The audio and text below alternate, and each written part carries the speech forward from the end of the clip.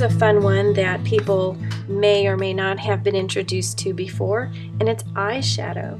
So I'm going to introduce you to, this is just some colors that I got at the dollar store. This is not anything that's super fancy or expensive at all. What I do recommend if you're going to play with eyeshadow is get some eyeshadow that is only for playing in your media, only in your art supplies. Don't use the ones that you're going to be putting on your face. You want something that you don't mind if they get a little dirty. You don't want to be putting this on your eyes. You don't want to include bacteria so close to your eyes. So here's a couple of different ways that we can do eyeshadow. So I'm going to just show you loading up a Q-tip. Remember, Q-tips are great for getting really close to edges, so you can get right up to your design and do very gentle circles to begin to move those out. You'll notice that there's quite a bit of dust that's being created by the eyeshadow. Same thing with the eyeshadow, please don't blow it in the air. If there's a lot of dust that's being left over, tap that out over a paper towel or a paper plate so that you can get rid of the extra. Or you can begin to gather it and begin to massage that in, utilizing all the dust into your work there. Now what's nice about this is that because I can get so close, I can also use, let me use a little bit of different color here. I can use these two colors to move into each other pretty easily, pretty quickly.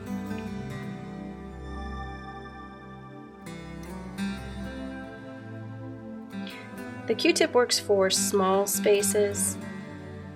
One thing I don't really like about the Q-tip is that if you have a lot and you press too hard, you'll notice that there's a little darker spot here and a little darker spot here. That's just because the powder just sort of dropped into that area and I wasn't light enough on my touch before I added that onto the paper this way.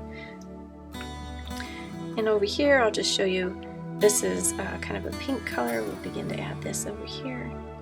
And you can see how you can begin to blend in one eyeshadow to the other. Now the nice thing about eyeshadows is that they often have a mica shine or a little shimmer to them, so you can actually create some dimension that's slightly different than your drawing or your coloring that you did by adding this little sparkle on the outside that really covers quite a large area,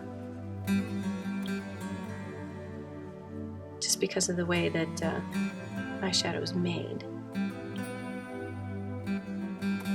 Okay, now I'm going to tap this out because I see some extra powder here and I don't want to spread that around.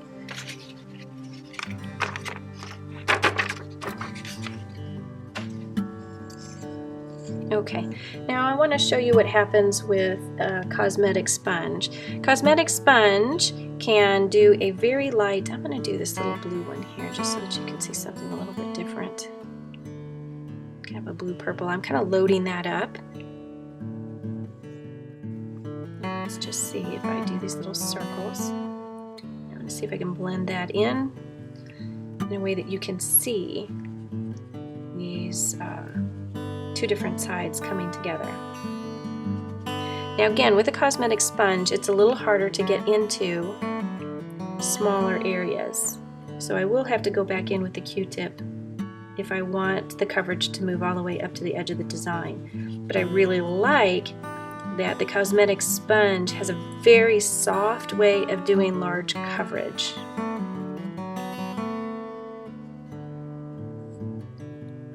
I'm going to use the applicator here instead of the Q-tip to show you on this side what it's like to get right up to the edge. Same thing with the Q-tip, is I want to do a soft touch initially. I'll show you what happens.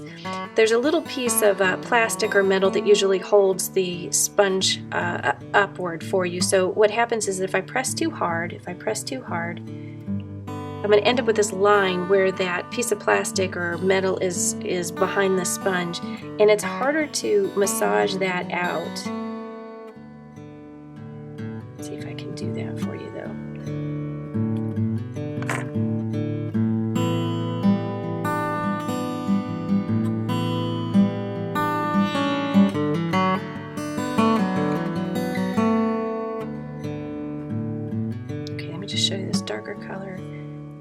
dip in here with the applicator just to show you that it can be blended.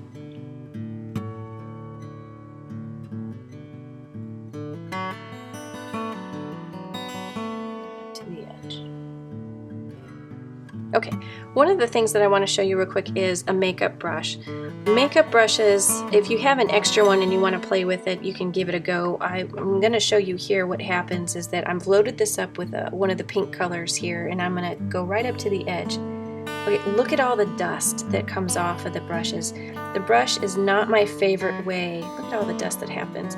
See, what happens with using the brushes is that we're normally applying this to your skin, and your skin has natural oils and it's going to hold on to any of the powder or the dust that comes off, but the tooth of the paper doesn't work that way. It's only going to be whatever it can grip and whatever gets massaged into the deeper layers of the tooth. So using a brush actually creates quite a bit of this powder that's loose. If you don't mind working with it, in other words, kind of gathering it and then massaging it in and kind of gathering it and massaging it in, it's something that you can use. This is not my favorite way to work. There's too much dust, and what I end up doing is having to go and tap it out. It's having to tap out all the extra. Now what I do like about it is that it is a very soft look, but I can get the same soft look if I use a cosmetic sponge or am working very carefully with the Q-tip. It takes a little bit of practice to work with a Q-tip, but it's something that definitely can be done. If you have not had a chance to work with backgrounds before in your coloring books or working with backgrounds in any of your designs, and you're brand new to backgrounds, I suggest that you check out a video that I've created that is really about the first steps in coloring backgrounds, and I talk about all the different ways using different kinds of materials that you can use in your home to use on backgrounds. So if you get a chance, go watch that video. I'll put a link in the description below for the video, and if you're interested in getting more detailed information on how to work with pencils, please go check out the 12 blending tips video. It goes through 12 different blending tips that can absolutely be utilized for your backgrounds. Also, check out the gel pen video that will show you some more detailed examples on how to use the gel pen and the colored pencils in unison. Examples from today are from the Ancient Alchemy Coloring Book, Celtic Knots, Mandalas, and Sacred Symbols.